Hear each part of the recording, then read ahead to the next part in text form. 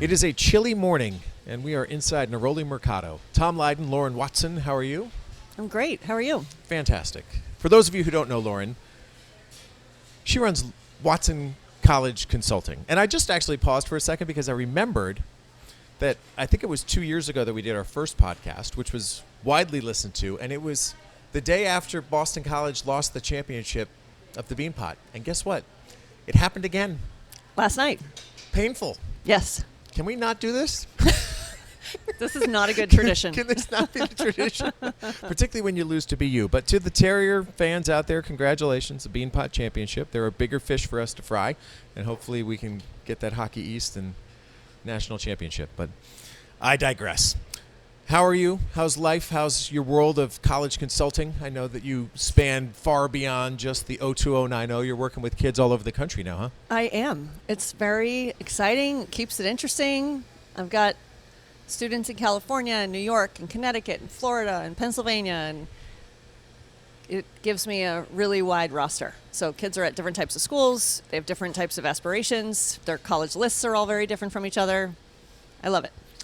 People lean into your expertise because you've walked the path.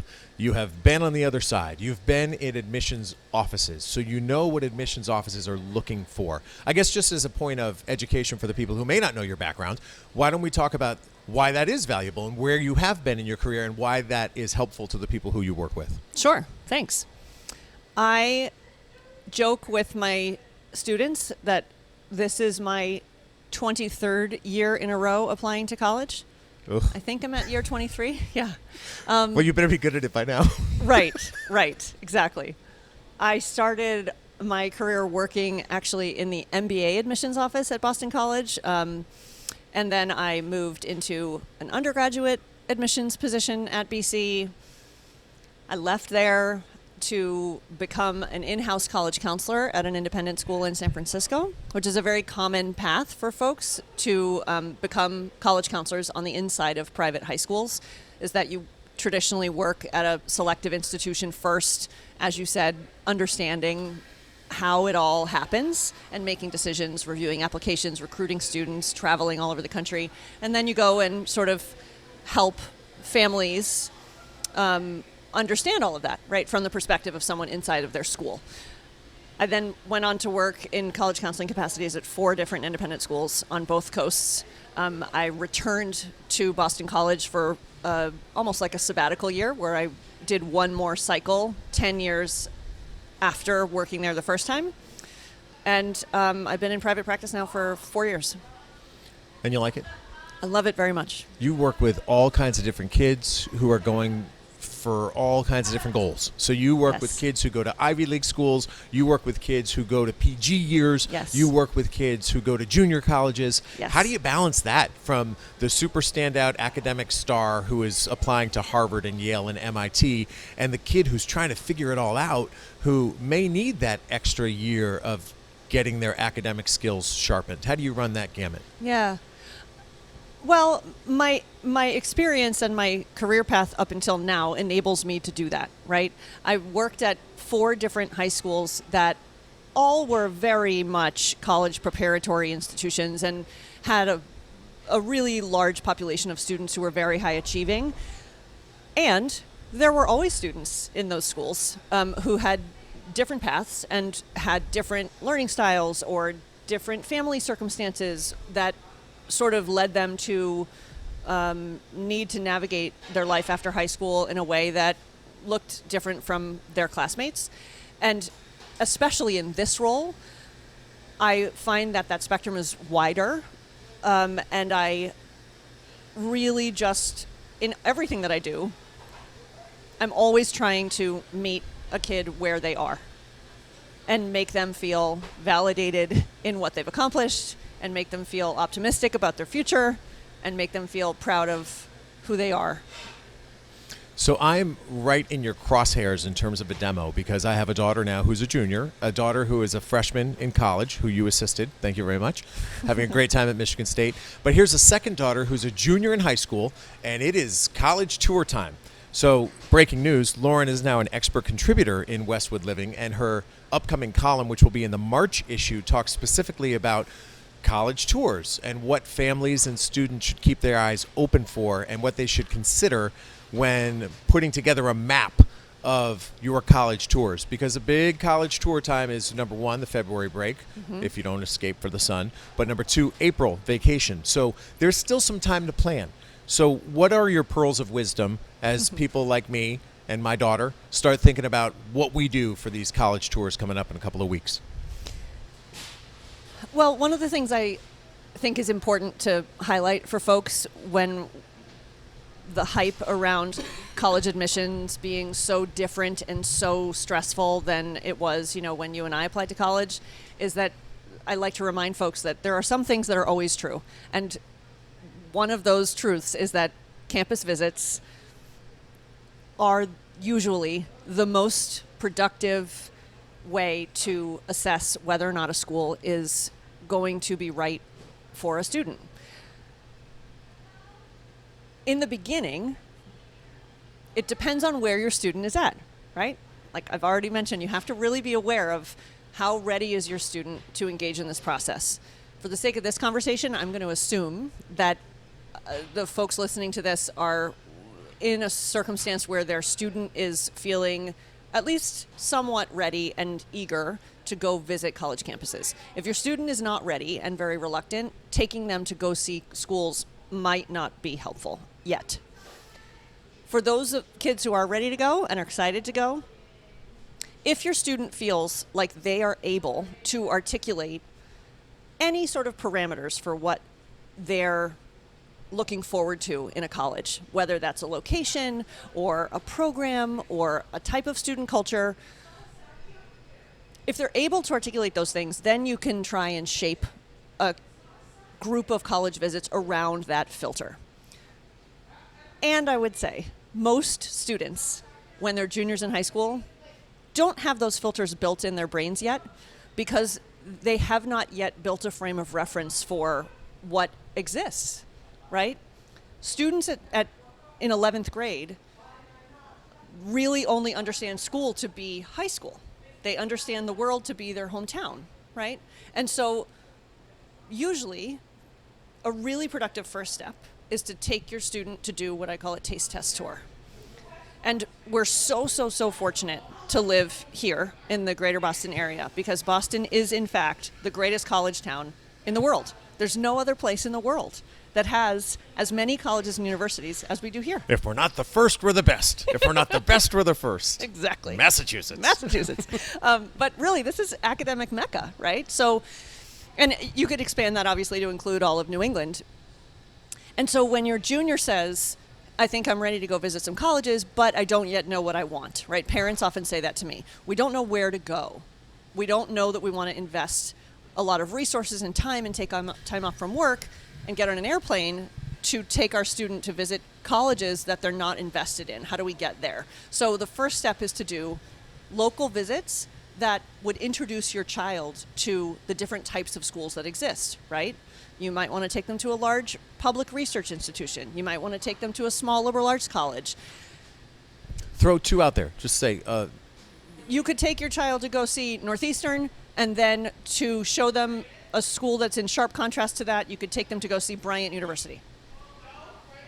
It's what all you're trying to do, again, is build their frame of reference for what it feels like to stand in the middle of a campus like Northeastern and feel like the whoosh of the crowd when it's time to change for class, the class session, right? Or to sit in the Dunkin' Donuts on campus at Bryant and notice how people are interacting with each other. Yeah, you had some good things in your column, which I'm teasing a little bit here, but that was one that jumped out to me. It's not even about the academics. It's just about, hey, you know what, sit in the cafeteria or sit in the coffee shop and just see how the kids interact with each other. Do they have a good energy? Do they seem happy? Yes. Are they excited about where they are? Because I've been in college cafeterias where, you know, the shoulders are slumped and people seem stressed out. That might not be the place you want to be. Right. And so as a matter of instruction, I would let people know, if they're just starting out in this process, that there are different programs available to you as a prospective student, right? That's what you're going to be referred to as a high school student, and you're welcome on these campuses, right? Sometimes students feel apprehensive or nervous, which is totally understandable, right, about going to a college campus. But know that colleges are going to receive you with open arms, right? You're their future customer, future student, however you want to imagine it, right?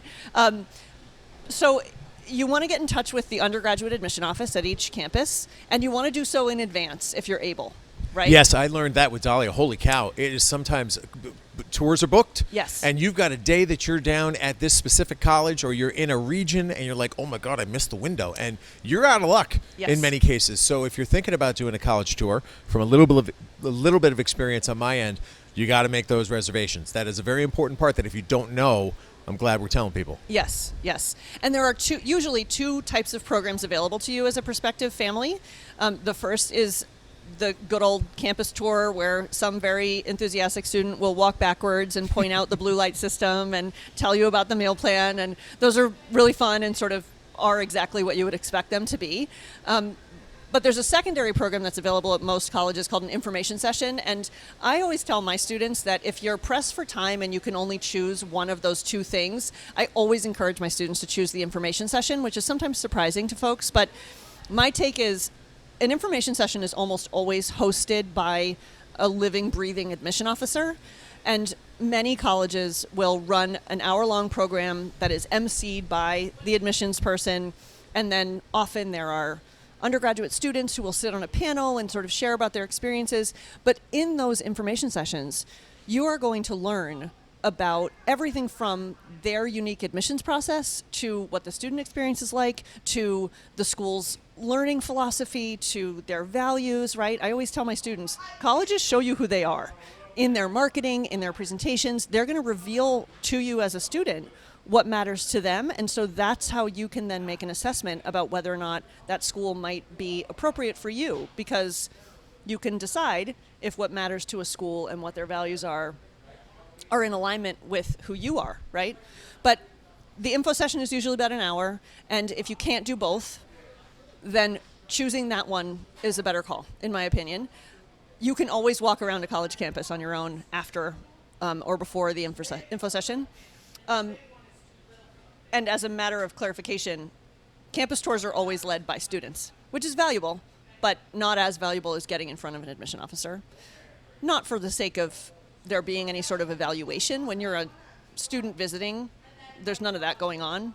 But the value in listening to the admissions officer explain the inner workings of their processes is important. I'm going to circle back to something you said earlier about a kid being ready. Yeah. So let me ask you this. I don't know how you're going to answer, which is why I'm asking. Can a tour serve as a kick in the butt for a kid who may need some motivation? Right? You take a kid to a campus and they go through the process and their eyes are opened like, ooh, I've got some work to do if I want to experience something like this. Mm-hmm. Or, ooh, I didn't know that was important. Is that good or bad? Can it help? Can it hurt? That is a great question. It really depends on your child. I've seen it go both ways. I've seen students whose parents were concerned that their child was not engaging enough or on the timeline that the parents felt was best, and they then forced it and took their kid to visit a college with hopes that it would, like you're saying, motivate them. And sometimes the student had the reaction that the adults hoped for, where the student would say, oh, I didn't realize that A, I would want this so badly, B, that the expectations would be this, what they are, for my academic record, etc. And I've had students who move through that experience and dig their heels in further, because often a student who is reluctant to engage with this process is reluctant out of fear and anxiety. And when exposure therapy is not going to work in this setting, usually. If a student is feeling reluctant, I think the best thing you can do is sit with them and try and ask them what is making them feel anxious about imagining life after high school. Or you could take it even a step back and ask them, do you want to go to college? I ask my students that in our first meeting every time. And parents are sometimes startled when I ask that question. But one of the first exercises I encourage my families to do with their student when they're, at the very beginning of 11th grade, maybe at the end of sophomore year, if their kid is ready and eager to talk about this process, is to say to them, I want each of you, parents and student, to take some time and reflect on why it is that you're pursuing this. Why do you want to go to college? For parents, why do you expect your child to go to college? What are you hoping they're going to get out of it? And then you've established sort of a foundation as a family to move forward together to say, we're doing this because we hope for these things together. And Lauren can help you with that. That's exactly what she does. So Lauren becomes the third party that steps in and in many ways helps guide your child through this path without her being that overbearing parent. Just somebody who has been down. Now, you may be an overbearing parent to your kids. I'm not going to speak for the boys. You can ask them. But in our case, it's the neutral third party who's been down the path and can provide information from a very objective point of view without the subjective pressure that comes from a pair of parents who are dealing with their own issues in many cases. So where do people find you? How do they get in touch with you? And what would be your parting words? You can find me on Instagram at Watson College Consulting. You can find me online at watsoncollegeconsulting.net. You can find me in Westwood Living magazine. Thank you very much for the support. Expert contributor coming out March. My parting, you asked for my parting words? Yeah, we got to have some sort of parting words. My parting words will be about visiting campuses. And in general, I want to encourage families to remember that this is an incredible luxury, that your child gets to go to college, and the process of visiting campuses can be really, really fun. Yeah, it is. And that you can go and have this really special time with your kid and have some good food and see different parts of the country if you're so lucky to travel, and just really enjoy the time with your child and, sure. Yeah, and watch for their reaction to different places and see what they're imagining for themselves in the future. It's so exciting. And sometimes you have the same reaction, and I will not name names, but Dolly and I left a college, and we're just like, yeah, no way. Both of us were just like, no way. For whatever reason it might be. It's way too big. Or I had no idea it was like this. Or, oh, my God, you see the building? And, oh, my God, there's trash everywhere. Whatever it might be, to have those bonding moments. Because even when they do settle on wherever they might go, you look back at the tour, we're like, oh, my God, remember? Yes. It's like, oh, yes, I remember that one. Yes. Right. So it is a great learning opportunity. And I wasn't the one who took her to Michigan State. I'll tell you that much. Nicole took her to Michigan State, and I was not part of that sales process. So wherever your kid ends up, it's ultimately a good thing. So thank you very much for the knowledge that you consistently share. These are always some of the most listened to episodes of the podcast, so I appreciate that. Thank you. And that's all I got, folks. So if there's someone else you want me to have a conversation with, this is where I just go into like closing mode. You look for like the final statement. This is it. I've got this little spiel down. You ready? Here we go. If there's someone else you'd like me to have a conversation with, just reach out, send an email to tleyden@bestversionmedia.com. I will find that person, have a conversation with them, record it, and then share it with you right here on the Westwood Living Podcast Network. So for now, from Neroli Mercado with Lauren Watson, this is Tom Leyden saying so long.